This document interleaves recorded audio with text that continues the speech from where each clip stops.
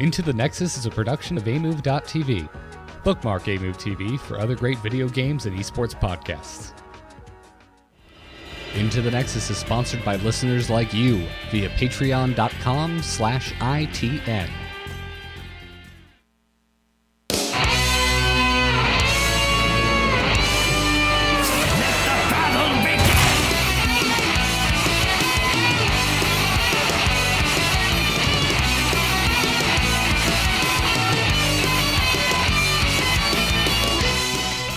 Greetings and welcome to episode 246 of Into the Nexus, the podcast all about Heroes of the Storm. I'm Garrett Weinzierl. I'm joined as always by Kyle Fergusson. How you doing today, Kyle? I'm doing well. You know, for the entire first half, if not the entire episode, I'd like everyone to imagine us slowly rotating with wind in our hair because this is an Into the Nexus investigative report. We're on, boys! Ha-ha! Let's liven up this place! Point me to the stage. Stay a while and listen. We really mean stay a while and listen. I hope everybody's comfortable because there is so much to talk about in this week's Heroes of the Storm news segment that it's going to basically be the entire episode. So, in case you've been living under a Nexus rock, the PTR has been updated with the 2019 Heroes of the Storm changes. This means the experience being removed from forts and keeps. This means periodic catapults. This means more passive experience. Almost everything we saw from BlizzCon, it's here on the PTR, but there are still some changes, Kyle. So periodic catapults still spawning every third wave, but they're going to start relatively weak. Yeah, so one of the big fears being that these were going to be splashing catapults. They are now basically, in the early game, a fancy ranger that sits a little bit further back. In fact, if you take a 3-minute fort, it'll take 26 minutes for that lane to win the game. Okay, good to know. So just left completely unattended. Left completely unattended. It'll eventually get through that wall, through that keep, to the core, 26 minutes in. I'm assuming this is map specific, right?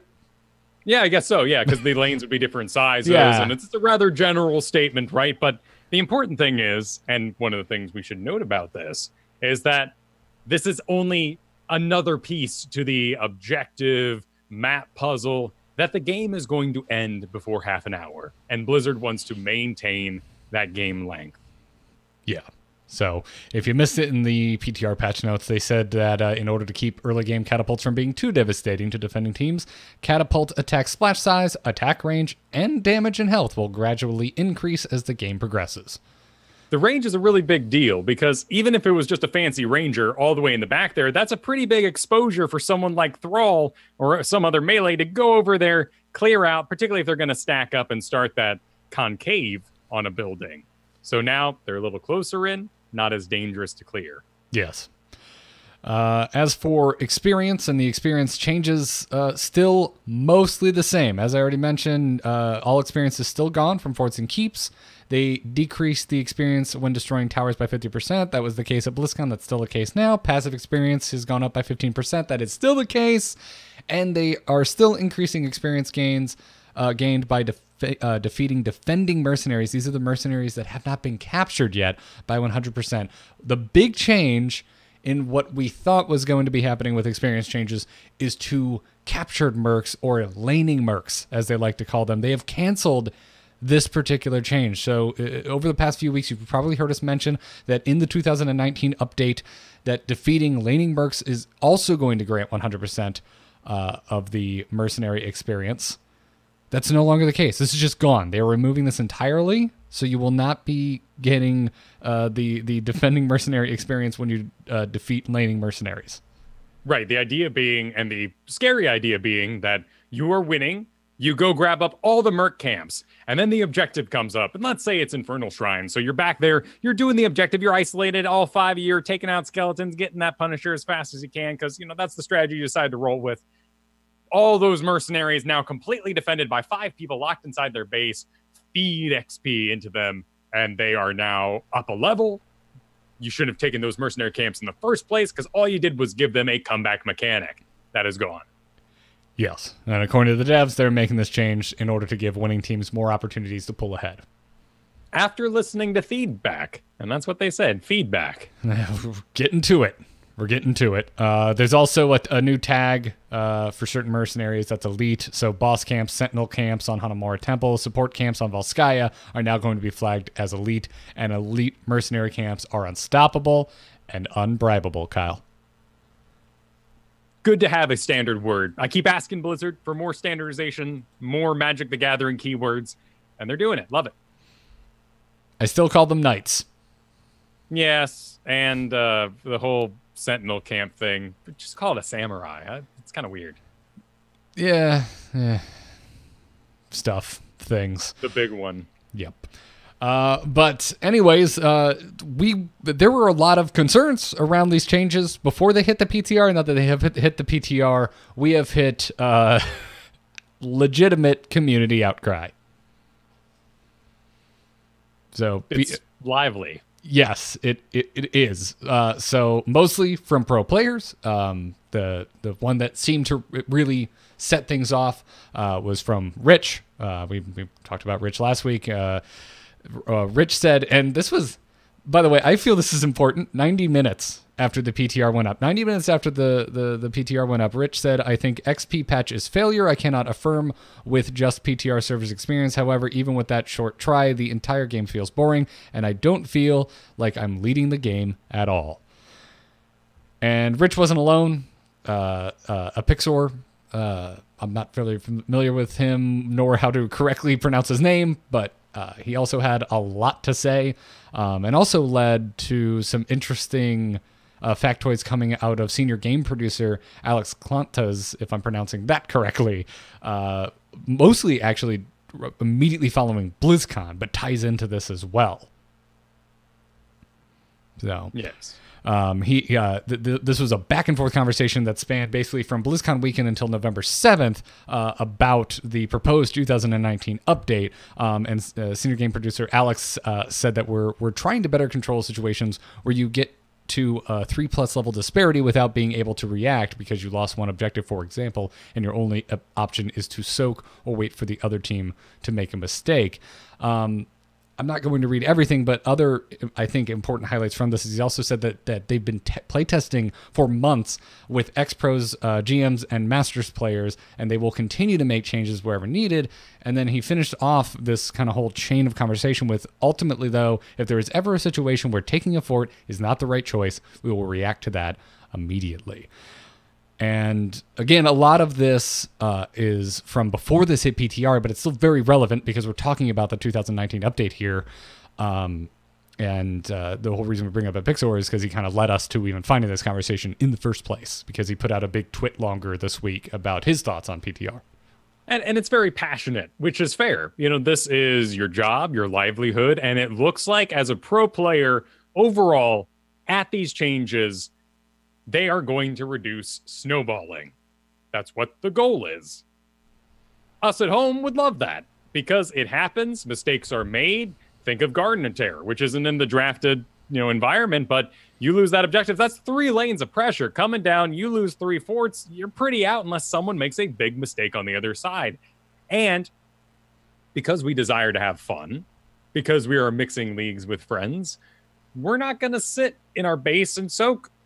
If money was on the line, I think I might do the most boring thing possible, which would be to sit and soak. But it's not. I want to have fun. I want to see if I can do it. In fact, I don't even know the matchmaking here. I might be able to get out that door 4 levels down and make some real magic happen. But in a pro game where there was a draft, and I'm aware that my enemy is pro as well, the amount of respect, the amount of information I'm already going into that game with would inform me that the safest thing would be to just sit back and wait and have a lot of nothing to do and soak that wall. And I think everything you just mentioned, that's a really important thing to keep in mind for our conversation here today, because what we've heard a lot of this week since the PTR went up is pro player opinions about the PTR. We've not heard much from anyone else, like more casual players, especially by comparison to, I don't know, a player like Rich. And So that's an important thing to kind of keep in mind as we get into kind of our personal opinions of what's happening here. Well, and Rich made some really shocking points to people who are watching. First of all, BlizzCon Pro, BlizzCon champion, well regarded champion of Alarak Illidan in the past. People love him. People love watching him. Started YouTube up recently, has translators going.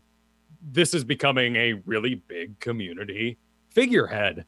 And he said that it doesn't work. And while he was showing his gameplay, he's doing a lot of outplaying, a lot of kills, but it's not equaling a level lead that would represent the amount of skill he's portraying.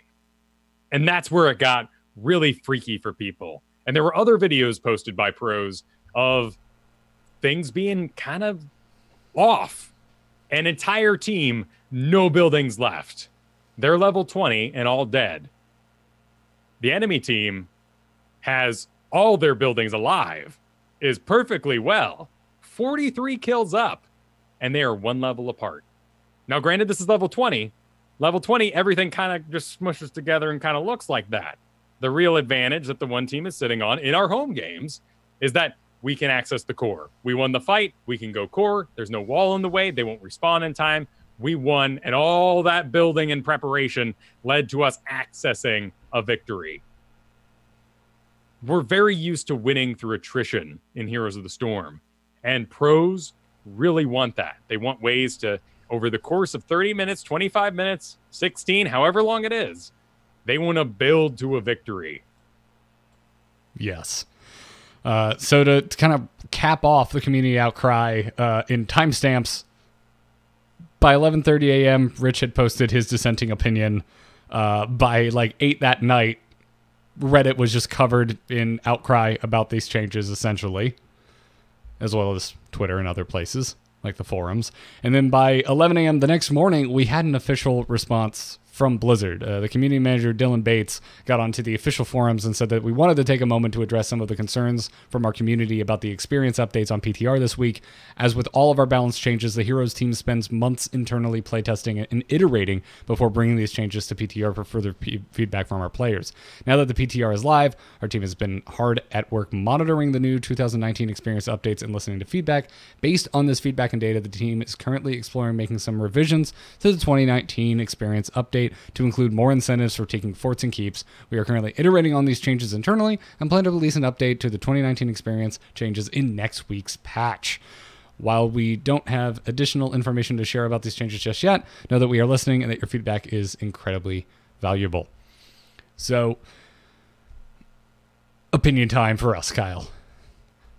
I guess let's start with the response. Does this response seem like it's at odds with itself a little bit to you? How so? That it takes time to point out how much time they spend internally before we see anything, but then goes on to say, we're going to make changes and they'll be here next week. Right. That's the frightening thing, and that's why the drama has continued to roll. This has not been called off.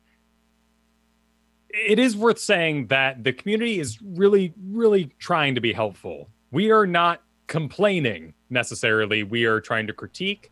We are trying to give suggestion. Some people are complaining. Absolutely. Absolutely. Some people are being downright entitled. Yes. And I can't blame a 20-year-old pro for having this be their entire world, because it is their job and their world. And yes, this is, and if your job's going to suddenly get more boring, you know, if I'm passionately making burgers, beautiful, ugly chips on top burgers with that, you know, with the onion off to the side a little bit, and every artisan, and then they come in with a warming tray and a machine. That's a boring job now. That's looking pretty unappetizing to me. And this is removing another source of experience. This is causing lane freezes that pros are going to do in the first place. There's a lot of scary things about these changes to people who play professionally. And like I said, if it wasn't for that, it's coming next week, I think we all would have taken a step back and calmed down a little bit. But I do want to say again that we are all working towards finding a solution together with Blizzard. One thing we have to realize, though, is that Reddit really wants to solve the symptoms, and Blizzard's trying to solve the problem. What we have here is a snowball issue at home. It's really oppressive. If you get behind, the enemy has to make a really egregious mistake. In the pro scene, they don't make those mistakes in the first place. And they're willing to do the boring work that's going to get them back in. There's less work for them to do now to get back in because the building XP is gone. That's where the core of this is happening. Gotcha. So what do you think a symptom is? Like if you think we're focusing on if we think we're focusing on the wrong thing, what is the wrong thing we're focusing on? I mean, one thing we're focusing on is player education. It always gets called for in these times. We don't need exchange. We need player education. That is such a bizarre thing to request because it takes a certain type of player. It takes a certain mood. It takes a certain seriousness for casual gamers to invest themselves in learning. What actually needs to happen is the game has to display to us what's fun. And then we need to deduce through that fun and through our own experience what is the correct thing to do. And one thing like this is last hitting. It's a skill floor raiser. You are going to be in game and you're going to get your butt beat. In another moment, they're going to sweep in with all their gold and their items and their, shining with the God's light of power and levels. And they're going to beat your buns and you're going to go, well, hang on now. How did he beat my butt all by himself? Hey, that one guy killed 4 of us all by himself. He must be fed. How did he get fed? Oh, he killed everybody. Okay, so that one ran him. But where did it initially start? Now we're getting a little deeper. Now we kind of are looking at that certain type of person who still says, he last hit. The game informed me that was correct. So when we're looking at if the home experience wants to look at this upcoming update and say, this is going to be a problem, there is one big example that I can give. And that is forts feel really good to kill. They explode. There's parts. When they start to die, they're like crunching and little sparks are coming out the edge. There are visual impacts and feedback that tell us this is such a great decision. Well done, occasional catapults. And then the catapults are rolling out. Oh, what a great thing we've done. But if the correct answer is when we win a team fight, we're supposed to rush to their half of the map and take their mercenary camps instead, because that supplies us with better XP to get ahead with. And we're actually going to feed that Nazebo on the enemy side stacks because we're locking everything on his half of the map. Then we have a real problem. And that I can 100% agree with. Yeah, that's where my concern is. For me, though, like so much, this almost feels like we're having a political debate. Sure. And ideologies. Yes, exactly. And there's a fervor in the conversation this week that rubs me the wrong way. There's words and phrases being thrown around that insult me for lack of a better word. For 2 things on the education conversation. One, I'm just sick of hearing it. And I think it's one of the laziest things you can bring up in an argument around Heroes of the Storm. If that's what you fall back to, I'm out. It's a bizarre thing to say because what we hear, if we're using the kind of political analogy, we're dirty moderates. We're not on one camp or the other. This doesn't have to be a game for complete casuals and babies. But this game isn't also for pros. We're sitting in the middle. And so we're understanding of both sides, but that makes us enemies to both sides at times. When someone says that the player base needs to be educated as educators, as someone in the content creation sphere of this game, what we hear is, oh, you think other people are messing up more than you are. Yeah, that was my second part, is that it's the translation I hear now when I hear education is, you are all stupid except for me. That's what I take away from that. And let me give you an example where this education does need to happen, but we can also maybe find other ways around it. And I feel like that's where Blizzard's targeting the actual problem and not the symptoms. So player education,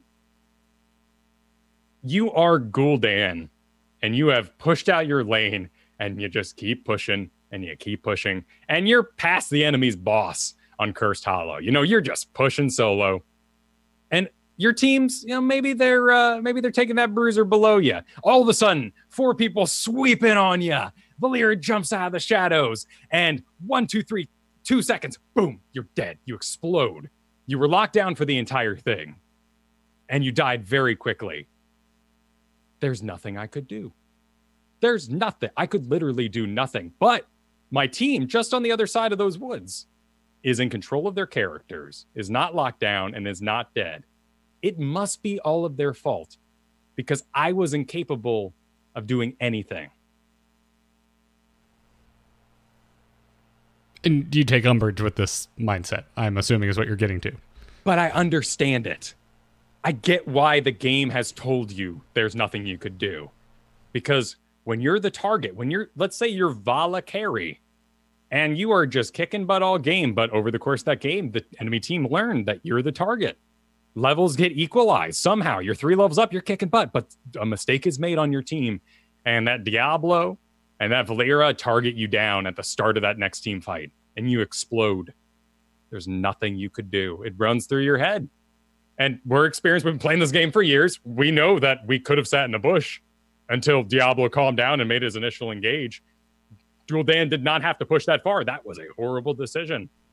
How can the game tell you that that was a horrible call in the first place? What tool, what feedback did you receive that you were making a mistake? That's where I agree with education. Yes, because there's not an easy answer, but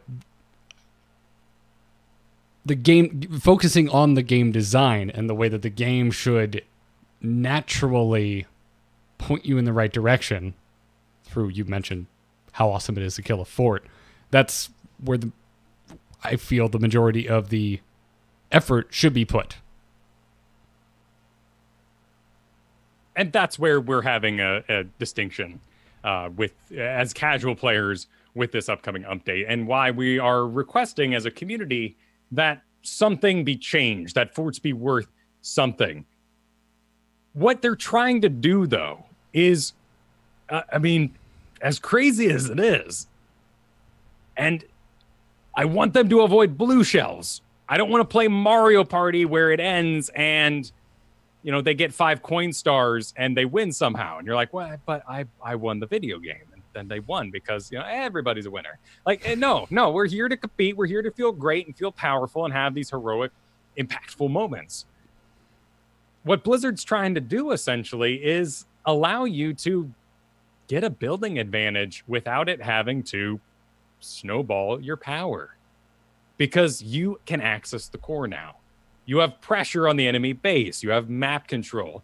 Objectives and keeps down, catapults, they end games. And they have to end it in that 25-minute duration that we request Blizzard to maintain. That the reason why so many people switch this game is because we're getting older. And we want that time limit to be maintained. Yeah.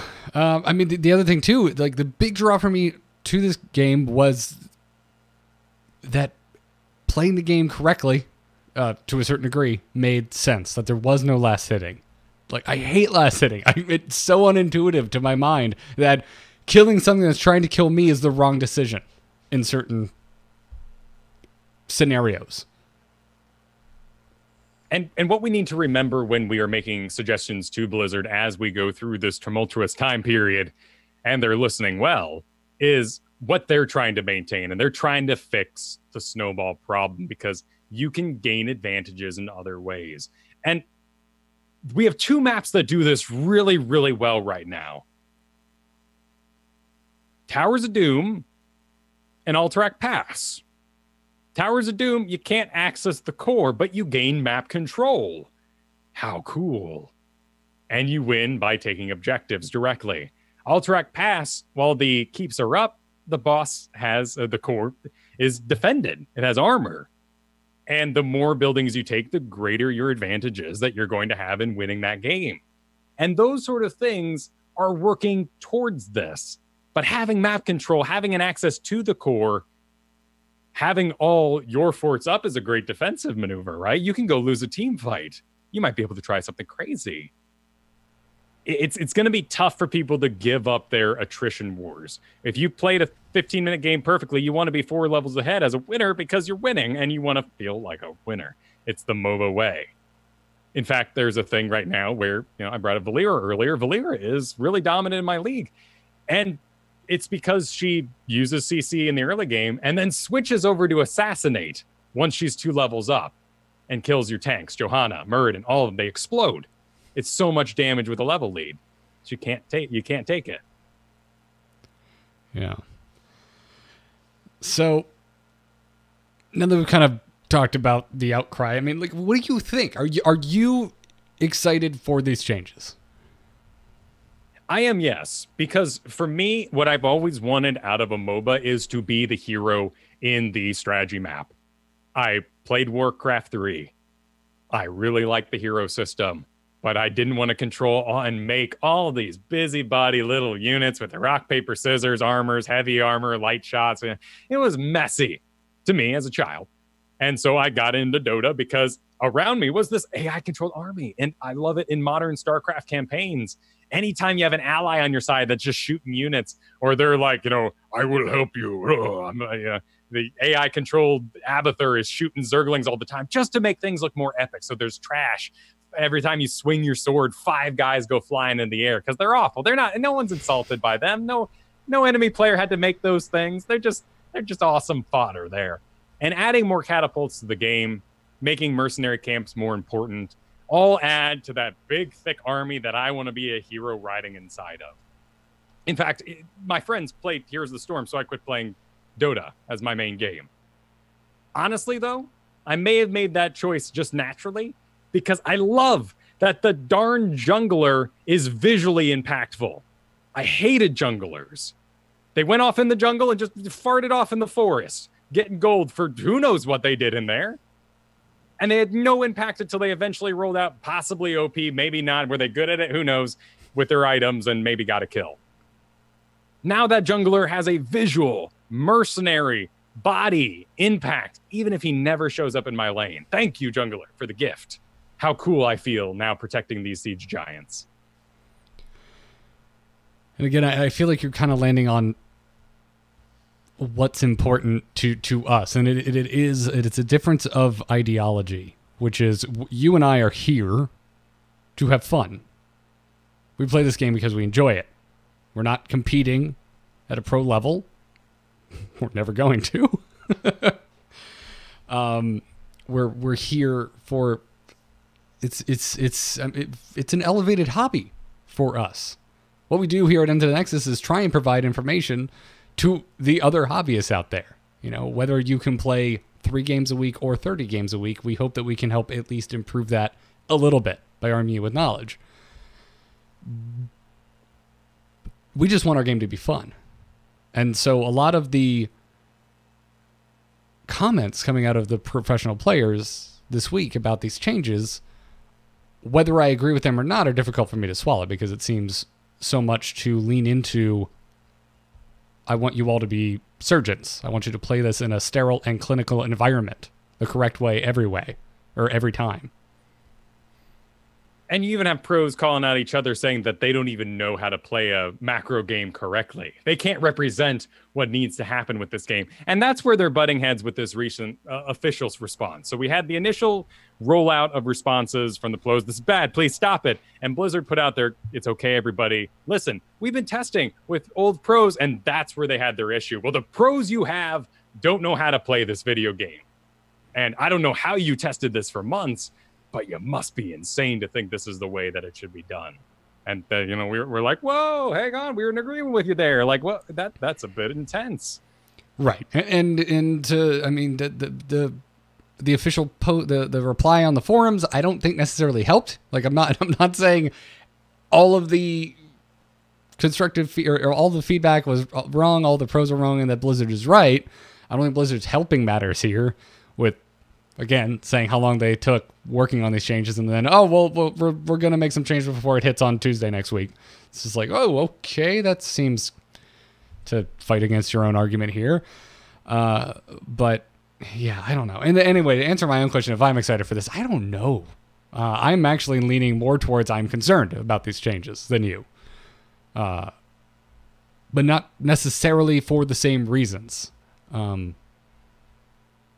But, I mean, I don't know. You brought up is invading and taking your enemy's mercs more important than the fort. Like, if that turns out to be true, that's horrible in my mind. But they did reference that directly in the statement. They've said particularly it was our senior director said that if forts are ever a poor decision to take, we will address it immediately. Right. So that's the thing. So I guess my point is that the PTR test hasn't done much to quell that concern. It does kind of feel like maybe forts aren't the greatest thing in the world, especially if you get an early fort, because the early catapults are basically pointless. So I don't know about that. So my answer is I don't know. I'm leaning more towards concerned. What I've gained over the expanse of the last 3 days in really thorough research in all the statements that have been made and where the game is heading itself is that it is extremely difficult for Blizzard to maintain what we believe Heroes of the Storm to be while making a game that is both fun and competitive for casuals and the pro scene. And we can go on with examples like this, but let's get rid of all levels. Let's say incrementally over minutes, talents just unlock. In a solo queue game, that is still really interesting because you enter that first fight and Diablo charges, slams someone into a wall, and Tyrande goes, "But-choo," and shoots her stun into the air, and it lands on Uther mid lane. But then Tyrande goes, "Oh, hang on a minute. Diablo can hit his stuns into walls." And then he does an overpower every time over the next 3 team fights. How cool would it be if I now followed him up? What if I landed my stun right behind him, right when I see him hit a wall? And then you start to combo together and you start to practice that combo. And 16 minutes in, you start having game-winning fights without level leads, without being 4% more powerful, 8% going on forward, that are just rehearsed and look great and come together into a glorious victory. Those sort of things work really well for us at home. And those could be changes we could make. But things like last hitting, small, tiny camps that do nothing are really important in Dota because those are ways for people to come back while being hidden off the map. Last hitting, all that stuff really adds up to comeback mechanics. And that is where I can agree with the pros. If they are bored, if they are sitting behind a wall soaking and freezing the lane, we need to account for both. And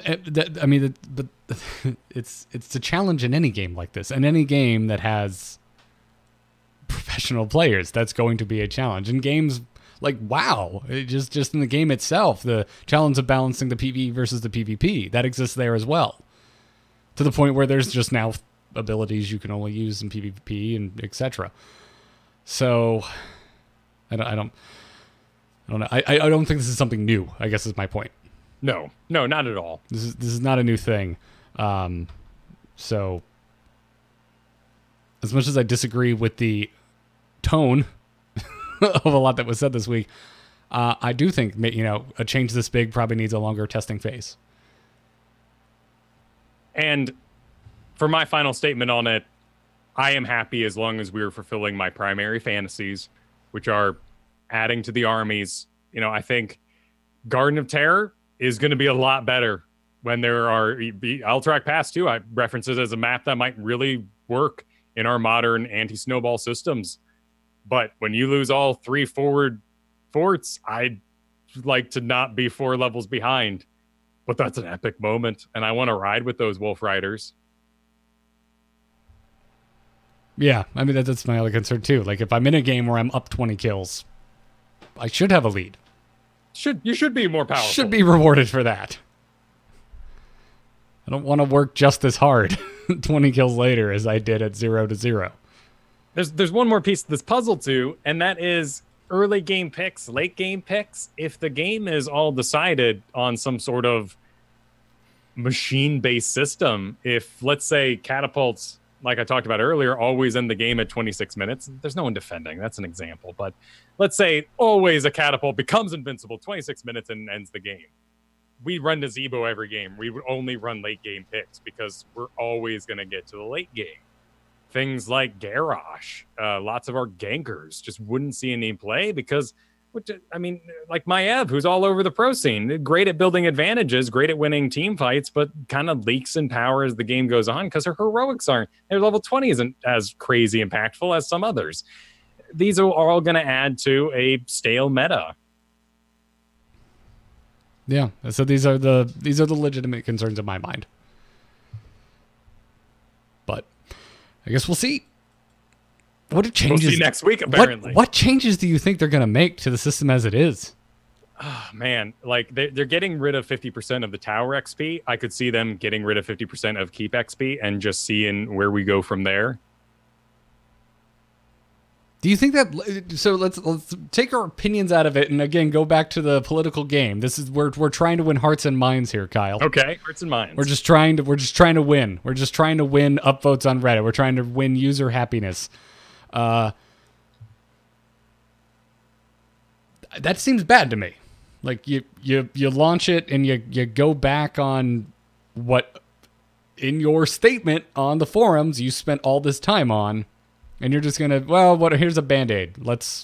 Here's some XP back to those things that we took XP out of. We're launching it anyway.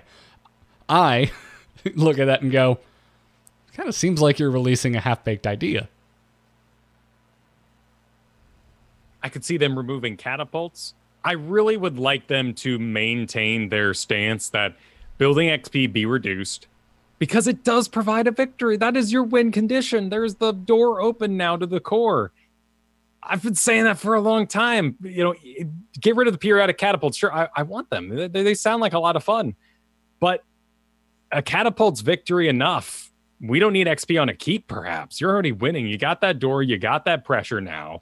If you are level 20, they're 17, and you're feeding them a lane's worth of XP in my games, so darn be it. In that solo queue game, Nazebo and Tychus are now arguing over who's going to soak that damn thing. Like, I've just won a moral victory on top of a mechanical one. Oh my goodness. Now Diablo's trying to clear back there. There's 3 people at the team fight because Sonya on the enemy side still trying to merc. Like, bring it on. Next level, I don't want them to reduce the XP on these mercenary camps. Mercenaries need to make a comeback. They're not existent. We don't draft for it. We kind of hassle our way through maybe getting Kael'thas to do one. And there's a lot of heroes that are pretty good at them that would make a resurgence. If you like seeing Illidan in your life, well, here might be his chance to be seen again. And maybe I don't want to fight Illidan Sonya all day, but I like the diversity. And I love having that guy that's like, I'm a merc person. And good for you. I'm glad you're focused. Welcome to the team. As long as it stays diverse. Right. Like, as long as it's just not Illidan Sonya for the rest of forever. Right, because then we're always taking them, and there is that universe and bribes and false ads, and we've talked about even the crazy reign of Tracer, Genji will never end because they're the only ones who have enough range to get out of soaking so deep. So there are so many diverse problems with it. I gotta end on the statement, though. I love that they're targeting the source of all this. They're not band-aiding us, and I want them to proceed. I like your excitement. I am excited, even if I don't share it 100%. That's fair, and that's the fine balance on this show, as you'll find on Into the Nexus. All right. Anyways, yeah, we'll see next week. We'll know very soon. Anyways, on to more stuff that is going to impact your game that doesn't sound like it's changing. That's up on the PTR right now. The armor update. We've already talked about this a decent amount because this was part of what was playable on the floor at BlizzCon. So, but to reiterate, the game will now only apply the highest or lowest amount of armor to a hero at any given time. They've not just going to stack all this armor. It's like your stuns have worked. It's like your movement speed has worked. It is a standardization, and bring it on. Yep. Okay. Again, worth saying, though, this is another part of the puzzle right now when we're talking with pro players.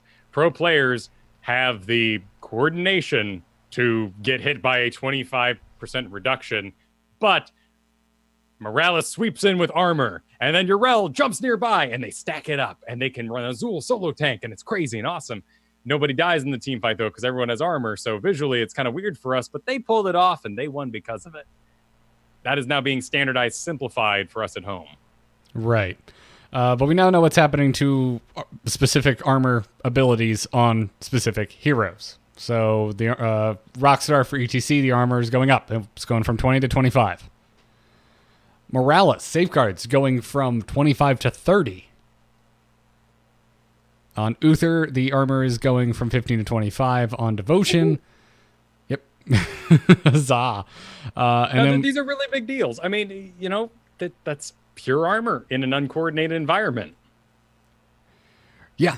Same thing to heroics like Smoke Bomb for Valera and Robo Goblin for Gazlo. Smoke Bomb's going up to 30. Robo Goblin's going up to 40 armor.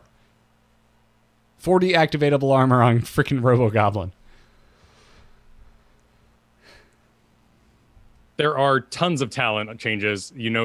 On your own kits, there's a lot of armor you get here and there. Like Raynor, you get a little bit of armor at your level 16. That's going from 10 to 15. A Nubarak's level 1 talent that could periodically give him armor is now being baked into his shielding instead, so you can choose to take that armor from its normal 40 to 60 whenever you press that button. So a lot of these values are going up a lot when you get into talents. Worth noting, though, not a single armor reduction talent was touched. So there is no way to increase the impact of, let's say, like they're raising armor on characters, but Tyrande isn't gaining more armor reduction. And if you do any skills that reduce armor, those haven't been touched. Well, that, in theory, is bringing a little bit more prowess to the individual. Yeah, because you will know when to press that correctly. Right. Which seems good in my mind. Yeah, I really like this change for a Nubarak, which is why I highlight it. I mean, Butcher getting more armor on his level 16 in Rage is pretty cool. These are all things that you're going to be able to do yourself, and these are all pretty much in uncoordinated environments, straight up buffs to all these characters. Butcher, Chen, Diablo, ETC, Lieutenant Morales, Nova, Raynor, Rexar, Tassadar, and Tyrael. Zul'jin as well. Which, it ain't your time, Zul'jin. Hang on. Just wait a little. Armor wasn't the only thing that was kind of messed with. Unit radiuses have been changed all over the place. There's a lot of heroes that were untouched, but talking about who has changed, Kael'thas is now 19% smaller. Yes, Kael'thas is now his body size and not the size of his cloak. You will actually see the circles under people's feet. They have little arrows showing which way they're pointing at the moment. This is inside his robes. He's a little guy in there, actually. He should be. He's a mage. I never understood why Kael'thas had such a large unit size. Because he had veins running through his cape, and it was somehow sentient and moving pain up it to him. Christ's sake. We messed with this a little bit ago, and it was really nice because while he was walking out, your tail got stuck inside a blizzard, and you still took damage, and now that's not going to be the case. However, things like Ariel's inner radius, which is a whole different thing. You have your outer radius, which is your hit box, but your inner radius is how much you can squeeze. What size hole you can fit through. This is about body blocking. Yeah. Yeah. Ariel's been increased because she's got all her ribbons out, and she's big and wingy and stuff. Yeah, so it's going to be easier to body block Ariel's now. Yeah, not a great thing. But not easier to hit her with skill shots. Yeah, a bunch of warriors got changes. Nubarak is 15% smaller. One of the bigger changes we've seen. And then Blaze, Chen, ETC Stitches all got 5% reductions to their hitbox. Yeah, and when you look at this, you can see like they've left unchanged a lot of our little tiny humans and kind of monster characters. Like you got your Cassias, your Diva pilots, your Chromies, Illidan's. They're all the same size. Garrosh, Johanna, Abathur, all the same size. But, 17% reductions across the board for quite a few supports. Alex Straza, Ariel Deckard, Jaina Karasim, Orphea, some casters, some supports that just weren't matching that this is where it kind of falls apart because we don't really know why this was done. We're not sure why Blizzard made this change.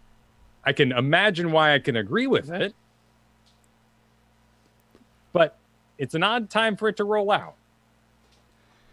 There's not a clear narrative by any means. I can look at someone like Kael'thas and go, yes, this was a change that needed to happen. He's always seemed too large for me, and maybe that opened up a can. Maybe there were certain heroes that they were looking at like, you really need a reduction. It's just a little too big. We overcompensated for your costume more than we should have. And maybe it just opened up a can. Who knows? But yeah, it's not like I'm not looking at this and going, oh, yes, well, because of the armor stacking changes, this clearly means we need to change unit size. Right. We were all just completely disgusted with Greymane's 8% increased hitbox radius. And now he is perfectly fixed and ready to play. I'm not sure. A lot of these seem like specialists. And now that they're becoming assassins, maybe they want them to wiggle around more.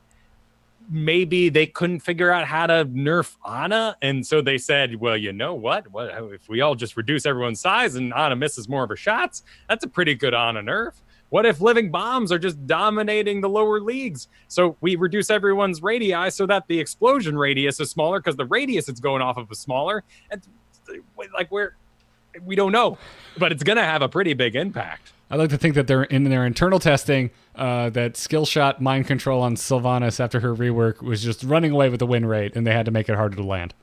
They have been going through and making more skill shot heroics and increasing skill shots. They also do have a bit of a problem with some characters, auto attackers in months ago meta now, as we kind of move back towards Vala being really good.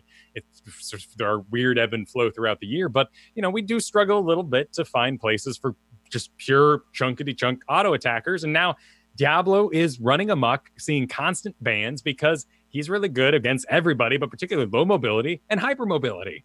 If you move really fast, Diablo's good because he closes on you real fast. If you move real slow, Diablo's great because he'll close on you real fast. Maybe you can now wiggle around Diablo faster because you're smaller. Maybe. I don't know. This one's weird. I need a dev comment on this one. If they're all smaller and you right click them, did you miss your right click because they were smaller? Or are you now hitting them instead of a skill shot and Zul'jin's got a buff? Like, this could be weird. Yeah. All right. Well, let's move to something I am legitimately excited for, Kyle. Okay. Sylvanas' rework. All right. I was really concerned last week. I was looking at it being like, oof, what have you done? And I got in there, messed around with her on the PTR, and then just for today's show, I was like, you know what? I'm going to go into the live game, play a game of Sylvanas and quick match. I haven't played her in a while, and I already miss her PTR kit. I want it in live. I want it now. So, but we now know a lot more about how she works. We if you want to hear kind of the overall rundown, we talked about that last week, but the her trait, dude, it's important. The way the passive, the Banshee's Curse on Black Arrows now, if you have 3 stacks of that on your target and you keep attacking that target, they're now taking 25% bonus damage from Sylvanas. And that's really important to keep in mind when you look at everything else that happened to her in these notes, because we saw almost a 19% damage reduction on Withering Fire, and almost a 22% damage reduction on Shadow Dagger. But you need to keep that in mind if you're actually focusing your target and you're getting those 3 stacks, you're getting that 25% bonus damage. Boy, I was doing some damage on Sylvanas on PTR. She's a pretty decent assassin with a bit of a wind-up and some checks to her damage, like this ramp-up, like the skill shots. The Withering Fire, it now has 8 range, but it also targets the nearest hero, and it really likes heroes, which is really nice. It's not going to fart off on the nearby lane minion. If you're trying to really quickly take a mercenary camp and an enemy hero runs up, it won't help you. It'll go fire on that hero, so that can backfire a little bit. But yeah, she's due to be assassin. Withering Fire bothers me a little bit, but there's also stuff I like about it. So the damage was reduced, whatever. If you're using your trait, you're getting your stacks, you're doing more damage now. what's really cool about it is the range was greatly increased. It went from 6.25 range to 8. It's huge now. Like if you're trying to clean someone up, if you're trying to chase someone down, Withering Fire makes it really easy. I like Shadow Dagger. I like the put a mark. I like the auto attack your target. It's a nice. It's not set it and forget it like old Nazebo spiders. She feels like Raynor to me. Like you talk about that wind up, and while it's not 1-to-1 the same as Raynor, I mean Raynor's kind of the same way with the way that his stacking your shots works on him. Like if you let Sylvanas lock onto you and you don't keep her in check, you're gonna have a bad time. The same thing is true of Raynor. If you just let Raynor lock on, you're going to die. And Sylvanas feels the same way. If it needs to, even if it has to be executed slightly different. Yeah, she has some tank kill potential, and that's rather interesting. With her haunting wave business, the speed has been increased by about 6%. And for Sylvanas mains I've talked to, they're really excited about this. This is something they could actually feel. We don't quite know if Sylvanas will be it should be classified in our drafts and in our heads as an immobile kind of auto attacker along the lines of like your Valas that, can very quickly pressure the mid lane if they step out of position, but might just be kind of stuck wailing on a tank until the opportunity arises. Or if we should be playing her kind of, tracery and getting in the back and flanking and using that increased movement speed and maneuverability to be a backline pressure while you run maybe something less mobile, that Gul'dan and Zul'jin with the front line. Yeah, I don't have answers for that, but overall, she's an auto attacker. I'm excited to start drafting for damage. As for mind control, I had a really good first impression of it on PTR. I mean, AoE silence is still a huge playmaker. Yeah, but mind control, if you're trying to play that selfish assassin and you just want kills for yourself, mind control can give you that. It can give you that delete if you can get it around the tanks. I mean, the real bummer with mind control comes at level 20 that no longer sends backline Nazebo speeding into your walls. Yeah, but Yeah, you gotta take your vitamins. Right. I like the selfishness that the new mind control gives me. So what'd you think of the trait? Because that's where this feels a little Ragnaros to me. It's clunky, but I feel like with time we'll just get used to it. My biggest complaint about it is trying to take any mercenaries that have more than 2. Yeah. Because you can take the mercenary trait and they'll get stunned if you keep 3 stacks of Banshee's Curse. It is... I could not keep 3 stacks on all 4 bruisers. You can't do it. So you need to have your trait on cooldown. It's an activatable. It's on a 40-second cooldown. It feels like a lifetime compared to old Sylvanas. However, old Sylvanas isn't that good. So I'm kind of like... I don't know. I had this weird come to Jesus moment with Sylvanas this week, Kyle. Like it's just one of my favorites for a long time. I get excited like on our bonanzas where I haven't won the night. When it's like, oh, I can take Sylvanas and be a dope murder machine. That's the way I prefer to play Sylvanas, is killing things, right? Getting good numbers. It's always been something I've very much enjoyed with the hero. The trait has also been a lot of fun. It's very fun to just turn things off as Sylvanas, and so I don't know. I'm sure it's difficult. If the main reason you liked Sylvanas was because she turned things off, this is going to feel bad to you. But as a player against Sylvanas, though, in those sort of Battlefield of Eternity, imaginings, it's really nice to know, oh man, they're wrecking our fort. But at least this won't be online when it hits the key. The Immortal's coming. She's got a 30-second cooldown by the time she goes through 10 seconds of duration. We don't have to deal with this twice. Right. Like, I think it's okay. I think the damage potential on Sylvanas' new kit is worth that trade-off, is kind of what I'm getting to.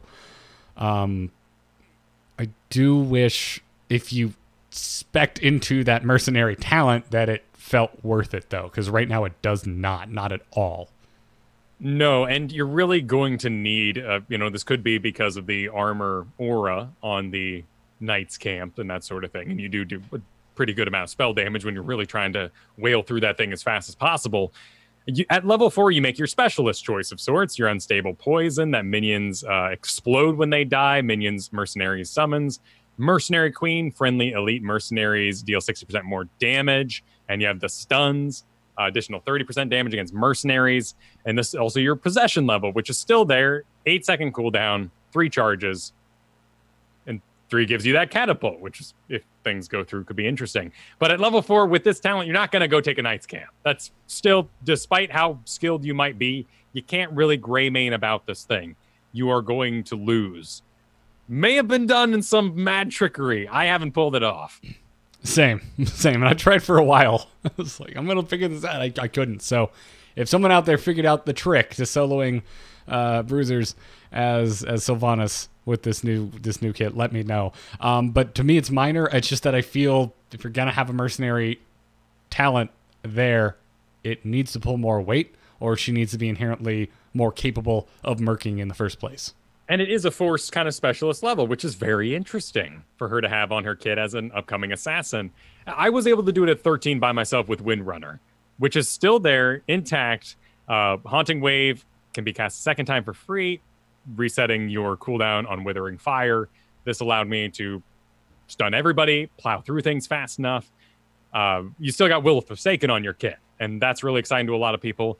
Sadly, Bolt of the Storm's still there and no bonus flavor. You're not resetting anything. There's no Thrall, Kerrigan kind of aspect to it. No, it's still a very, very vanilla version of that ability. But yeah, what build did you like the most?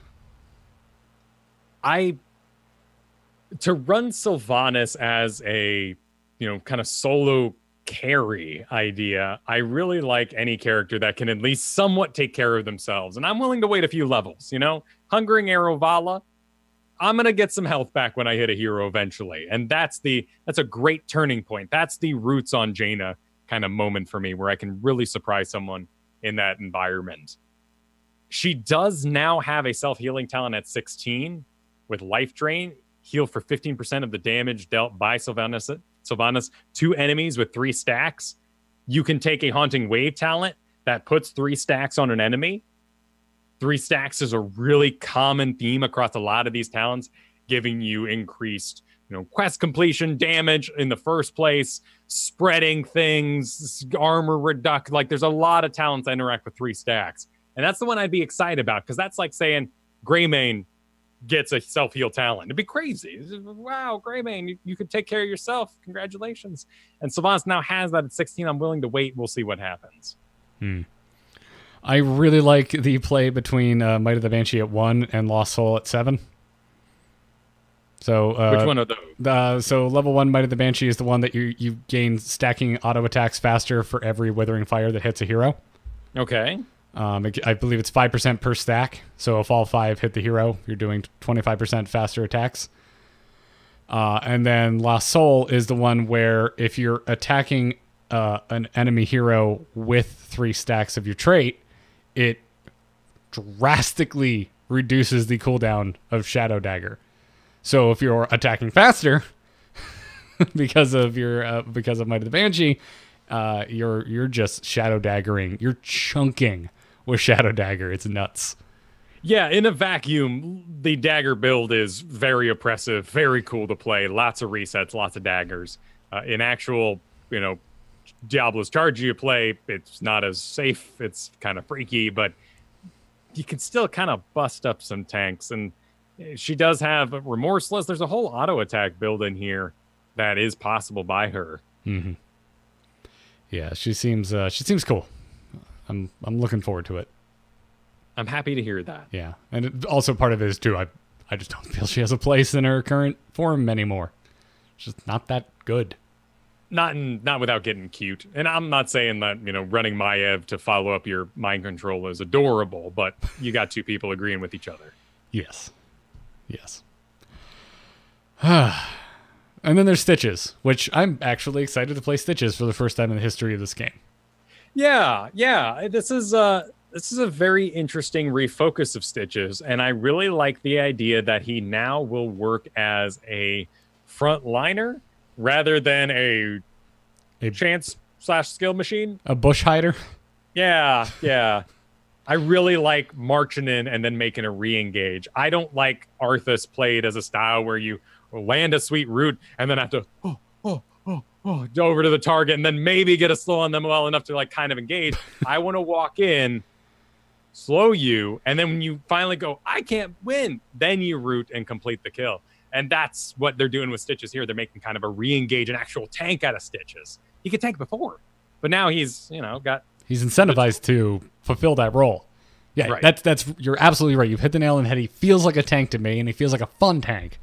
I really liked it. Is it weird that I like that they reduced the hook range, because I feel like it forces you a little more into that role?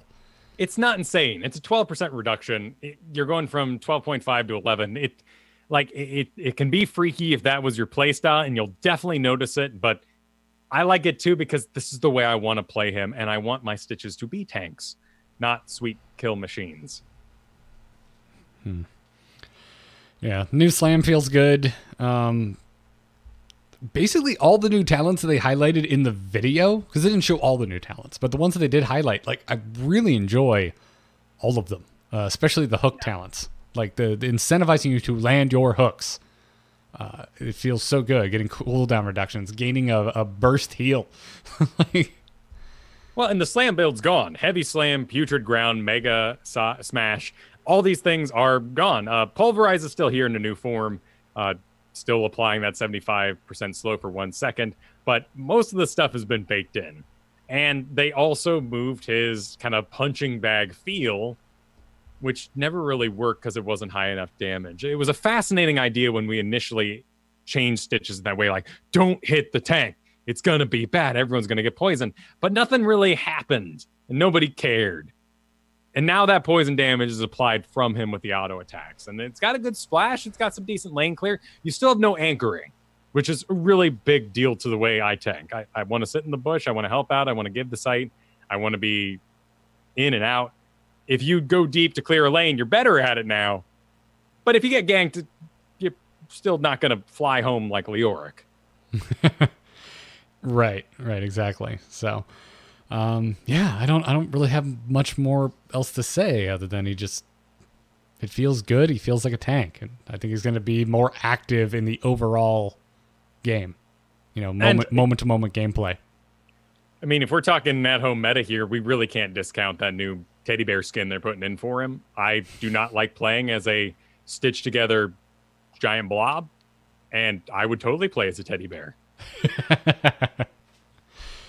Yeah, I still feel like he needs a reskin. He just still looks kind of grody. Yeah, I feel you. I've seen those new Abomination models in World of Warcraft, and you're like, oh, well, Undercity's looking okay in the past when you're leveling before you hit the expansion. They're more painterly. It looks good. Yeah. This is just, he still looks like old and busted tech alpha heroes to me. When you get to Devour, it does apply a cast at the beginning of the ability, which is a really nice change for those of you that want to squeeze in a really quick heal. And your level 1 talent is entirely tank specific. It's your regen choice. Are you going to do the globe quest for more health? Which when it ends at 50, or well, I guess it goes on forever, but every 15 regeneration globes, you gain 5% movement speed up to a maximum 20. And this guy's booking it. Looks like it anyway. It's pretty freaky. Yeah. It's an interesting thing to add to that. I like Patrocreation. I like the just baseline healing received increase. And then also, maybe it's the Zool in me. Like, I love when things around me die and I get healed. Yeah, it's fun. This might can be a force on Braxis, like we were talking about 2 weeks ago. Where we were saying that, the tower range is really close to the objective. The lane's right there. Anything interacting with the lane or the towers. And now Stitches does both if you pick that talent. This could be really, really good there. You also have Savor the Flavor still, which is going to be that 10% maximum health. Mana. these are all really solid. Yeah. There are some interesting tidbits in here as well. You do have a giant killer available of sorts at level 4, Serrated Edge, 5% maximum health. There's a bug on the PTR right now that this talent applies to allied heroes. They said it's going to be fixed, but it's pretty funny to friendly hook it. They die. I didn't notice that, and I did friendly hook a couple times. Oh, that's level 7 now has funny. Blight. It's kind of like Balthiel's Aura Pop. Cooldown 40 seconds. Activate, apply vile gas to nearby enemies. Enemies hit, receive 20% less healing for 5 seconds. This is great. I love this talent. Really cool. Yeah. Plus with the new indicators and whatnot, it's very noticeable when this type of stuff happens. I might be confusing that. There's another one that affects armor, I believe. I think I'm getting this confused. Maybe. But we do have a little healing indicator now as well for our variants and whatnot. Okay. Digestive juices, if you devour a hero, they are reduced damage by 40% for 4 seconds. That's pretty sweet if you have one super carry that you can hook and get in your range there. Meat hook, giving you maximum health, 4 seconds. Auto attacks refreshing that for up to 4 seconds. There's some really cute stuff on here. Yeah, meat hook is great. All of the hook talents seem like no brainers to me, but I'm anxious to see kind of how the build shakes out in the long run. Yeah. So I dig it. I'm very excited about these 2 reworks. Quite a lot, actually. I'm gonna get some stitches in my life. There's also a minor update to Phoenix coming with all this. Purification salvos getting a damage reduction of 7. Also some talent incentivizations across various talents. They're combining warp talents at 7. So 4, 7 baked together now at 7. Really cool if you've been playing Phoenix, one of my projects at the moment. Yeah. And then before we wrap this up and take an email, there's HGC news this week, and it's not great. Gillyweed is not coming back. She's off to Rocket League. Yeah, esports broadcast specialist. And of course, Rocket League, good numbers over there. That's quite the career upgrade, it seems. And congratulations to Gillyweed. But during our scary time here for the HGC without news, it definitely adds to the overall image that is building in our heads that HGC might be struggling next year. Yeah, but it doesn't help, and neither does the lack of any communication from the esports team. Now, good news is that teams like Simplicity have announced their roster, so not everybody's out. Of course, lots of pro players making tweets along the lines of like Team Freedom Support today saying, at Christmas, can I tell my family I have a job or not? Yeah, and that you don't want to see that. Like, no, it's been too long. It's weird. We covered this a lot last week, but I can only assume that this is heaps of paperwork. And I know the esports team is just dying to let everybody know. Speed it up. They want to. I know they do. Like, they know they're sitting on people's livelihoods. It's gotta be rough. And it's a bold new era of esports where there's lots of money involved, and it's gotta be complicated. Yeah. I don't know. It's strange. It's strange that it's getting to this point. But anyways, we would like to take a moment and thank those of you supporting us over at patreon.com/ITN.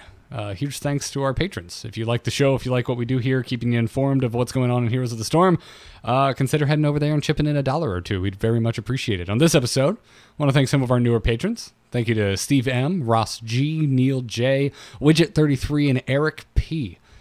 Thank you for the support, everybody. Very much, very, very much appreciated. We have our patron bonanza tonight, Kyle. We'll be heading into Team League with rosters filled out entirely from a sign-up over on our Patreon. We do. It's the final week of the season. By the way, no report yet on if we're placing next season or if we're doing one placement or what exactly is happening there. We're awaiting that information. There's no mention of any of this in the PTR notes, so we're not getting the league changes, I'm assuming.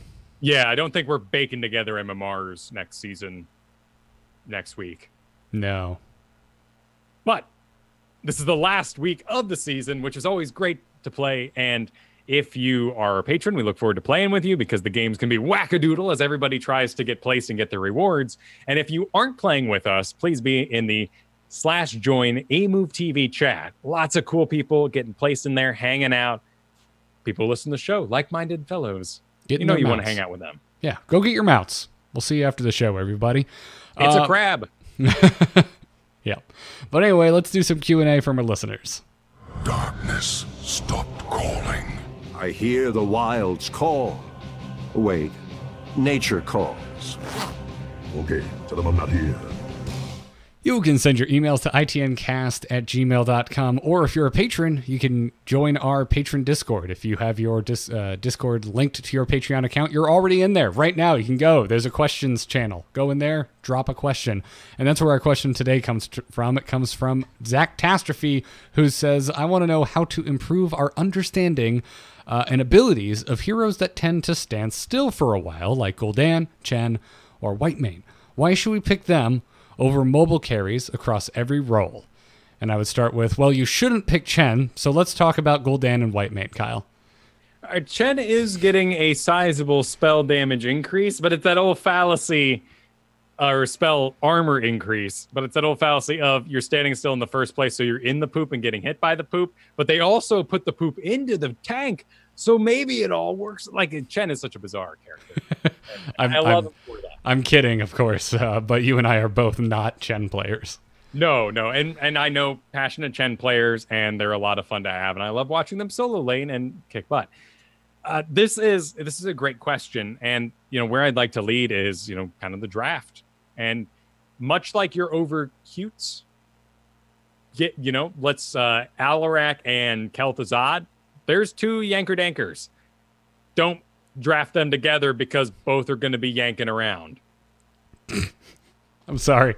I couldn't help it. But it's true. They're trying to aim their chains. You're Yes. trying to aim your telekinesis, and everyone just pushes everyone. And then Diva comes in and just bumps everything out of the way. And Kael'thas is trying to land his No one's hitting root so he anything. can get some stacks. Yeah, that's where my head is at as well. Like, these are not heroes I want to early pick. Yes. And in almost any scenario. But if the draft, these are heroes for me, Kyle, and tell me if I'm wrong. My headspace is, do I see the opening? Is there an opening for these heroes? And by that I mean I'm watching the enemy draft. Right. There are ways for you. So first point, number one, you get one. That's it. Just like your cute dashers, your divers, your tracers, your Genjis. Like, don't get over ridiculous. Just have one. And one of these is really well filled out by one of those dashers, one of those cleanups. We don't know where Sylvanas is going to land right now. It kind of feels like with the power of 3 stacking your auto attacks that she might end up in the same pile with Gul'dan, Zul'jin, Raynor, someone who wants to be comfy behind a tank and applying damage forward, hopefully on a mid laner, but might not be accessing the back. Think about your Gul'dans and your Zul'jins as pressure, and you are applying it away from you. Things are going to come towards you, which is great for being in range. If there's too many, it's going to go bad. And that's where Whitemane really starts to shine. In fact, we got another question about how you play Whitemane, and it is a little draft dependent. It's a lot about staying calm, realizing that someone is going to maintain that barracks for you, that wall is really nice on any of these characters. Yeah, I mean, because of Whitemane's burst healing off of her Q, she doesn't scare me as much because she has this self-saving potential. Yeah. But Gul'dan is definitely something where I'm looking to not be overly punished by the opponent and to be protected by my team. And despite the fact that the whole team is immobile, that we are so susceptible, like to Rings of Frost, for instance, to crushing jaws because we've drafted too many low mobility people, that when one of those get cast, 3 people are in it instead of 1 or 2. You also don't want to clog. You're both Gul'dan and Zul'jin trying to access the same amount of range. And the 2 of you are going to get stuck together as you try to wiggle up behind that tank. And now the tank is double body blocked into his position. So running one Zul'jin and a Genji really frees up the space and makes you a lot less vulnerable to AoE. Yeah. So anything for Chen? I know we kind of made jokes, but yeah, I mean, Chen is such a particular passion pick. He does really well against some overwhelming odds. And in fact, you can kind of go back to our conversation about kind of the rock, paper, scissors of solo lane. That is where I prefer the Chen to be. And old Stitches, maybe new Stitches has less of this issue, but Stitches has a really hard time maintaining his line. He's going to pull, but if something comes around the back, he's not usually going to recover from it. Johanna is a little bit in this camp too, because she has her condemn, she has a blind, but if both those durations are over, she's going into heroic territory, and if that didn't work, people are able to run free. Arthas is like the true barracks of the barrier. Just, I love his march of death. And that's where I love running White Mane, Gul'dan, Buddy Chen, because you're just making so much clog that those characters are able to really position freely and able to continually access their targets. And much like we talked about, now we've got an immobile tank like Arthas running along with mobile kind of fat Genji, Chen. We call him Fat Illidan for a reason. He's going to go places. And one of the old strategies when Samuro was really popular, and something I ran in my team links for quite a while before his update, was we would run Arthas front line and then Sammy pressuring the back. And you made a sandwich. You force people into the Arthas. And then the collapse of that Zul'jin behind the Arthas just destroyed. And that's how you kind of want to do this flank. And that's where I really love Chen. With Beryl is his freedom to move wherever he wants to go. I love him when Chen's love volunteering to fight Zagara. I love it. You basically just soak everything up there. She's like, Hydra for you. And you're like, nah, I'm good. You still struggle. You need to make that distinction between what is siege damage and what is lane clear. So lane clear, like Banelings and even the lighter damage that Hydras and Roaches provide, Chen is perfectly great against. If you're up against Vala, Artanis, that is our siege. That is our lock onto one building and take it down kind of style. You're going to struggle in that environment as Chen because your shields may not hold up if you lose any level lead. Good advice. So, well, awesome. Keep the questions coming. If you, again, send the emails into itncast@gmail.com or drop them in our channel for questions on the ITN patron Discord. I've got more here from John Brannon, Lord Commander, and others for future episodes. But it was a meaty discussion as far as PTR is this week. So we're going to wrap it up here. Want to thank our patrons again. You can become an ITN patron by going to patreon.com/ITN. We want to thank our producers, Declan H, Cheesy Bob. See you in the chat room today, Cheesy Bob. Hey, dude. Pythagos and Crusader Dave. Thank you for the support, everyone. If you want to get an Into the Nexus t-shirt, head on over to shirts.amove.tv. You can also find coffee mugs, pint glasses, all custom etched with the ITN logo at etched.amove.tv. The show for the Twitter for the show is @ITNcast. And as always, Kyle, you're doing all sorts of stuff around the web. Where can everybody find you? You can find me over at twitch.tv/Kyle Fergusson, where we play Heroes Monday through Wednesday, building up to this fine show. Tons of ranked play, viewer games, all that sort of business, where I work on my various projects and leagues.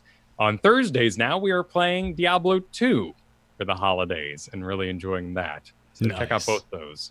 Very nice. I can be found on Twitter at Garrett Art. All of the podcasts I do, including this one, are at amove.tv. Lots of Hearthstone talk being had on the Angry Chicken. You can actually head to the Amove YouTube right now and see us playing some brand new Rastakhan decks. I've got an Odd Mage video up, as well as a Tiger Heal Paladin over at youtube.com/AmoveTV, where you can also find the entire back catalog of Into the Nexus episodes. Also check out my solo show, R2T2, by searching for R2-T2 wherever podcasts are found. Got a new one of those coming out at the end of this week. And anyways, other than that, that's going to wrap it up for this episode. We'll be back next week to find out just what the hell happened with the 2019 update when it hits the live servers. I'm looking forward to it. and seeing just what changes they're going to be making. But until then, enjoy your weekend, everybody. Good luck and have fun. Take care.